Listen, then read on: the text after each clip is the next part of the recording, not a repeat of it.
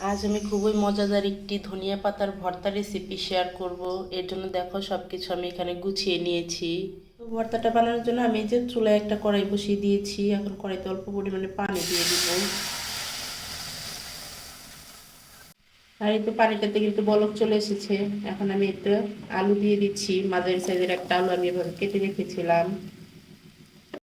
তারপরে একটু ধনিয়া পাতাগুলো দিয়ে দিচ্ছি। এখন দিয়ে দিচ্ছি পেঁয়াজ। তারপরে যে আস্ত রসুনের কোয়া দিয়ে দিচ্ছি। এখানে আমি একটা রসুন এভাবে ছুলে নিয়েছিলাম। 4-5টার মতো কাঁচামরিচ দিয়ে দিচ্ছি। এখন দিয়ে দিচ্ছি এখানে হাফ চামচের মতো লবণ। এখন এগুলো একটু মিশিয়ে নিয়ে 5 মিনিটের মতো রান্না করে নিব।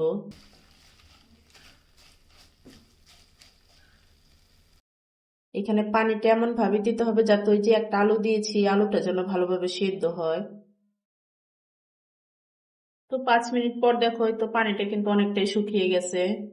আর আলুটাও কিন্তু ভালোভাবে সেদ্ধ হয়ে গেছে। এই তো এখন আমি এই পানিটাকে খুব ভালোভাবে টানিয়ে নিব, না হলে ভর্তা মজা লাগবে না। এখন কিন্তু পানিটা একদমই শুকিয়ে গেছে। তো এখানে আমি কিছুটা সরিষার তেল দিয়ে দিচ্ছি। সরিষার তেল দিয়ে আমি আরো 2-3 মিনিটের মতো এগুলো একটু ভেজে নিব।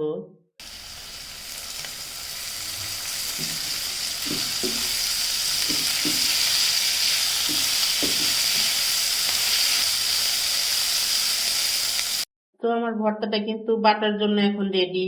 দেখো ভর্তাটা কত সুন্দর একটা স্মেলও কিন্তু আসছে। আর আমরা যেহেতু ঝাল একটু কম খাই, এই জন্য কাঁচামরিচের পরিমাণটা একটু কমিয়ে দিয়েছি। তোমরা কিন্তু এখানে ঝাল বেশি খেলে কাঁচামরিচের পরিমাণটা বাড়িয়ে দিতে পারবে। তো এখন আমি এগুলো একটু তুলে ঠান্ডা করে নিব। তো এই তো ভর্তার উপকরণগুলো কিন্তু একটু ঠান্ডা হয়ে গেছে। এখন আমি এগুলো শিলপাটাতে বেটে নিব। চাইলে কিন্তু তোমরা ব্লেন্ডারেও এই কাজটা করে নিতে পারবে, তবে শিলপাটার ভর্তার কিন্তু একটু স্বাদ বেশি হয়।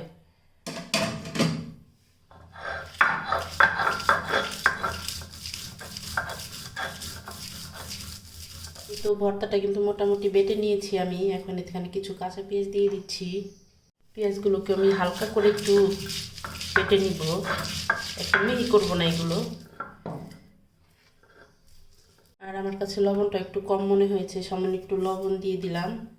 আর এখানে আমি সরিষার তেল দিয়ে দিচ্ছি। এখন এগুলোকে মিশিয়ে নিলেই কিন্তু ভর্তাটা আমার রেডি।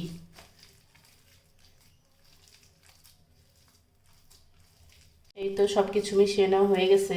দেখতেই পাচ্ছ ভর্তাটা কতটা আঠালো হয়েছে। আর ওই যে আলুটা দিয়েছি না, ওই আলুটা দেওয়ার কারণেই কিন্তু এই ভর্তাটার স্বাদ একদমই ডিফারেন্ট। তো ভর্তাটা আমি তুলে নিচ্ছি। তো ফাইনালি দেখো আমার ভর্তা রেসিপিটা কতটা লোভনীয় হয়েছে। আর এই ভর্তাটা কিন্তু গরম ভাত অথবা চিতই পিঠার সাথে কিন্তু ভীষণ মজা লাগে। তো তোমরা কিন্তু ট্রাই করে দেখতে পারো।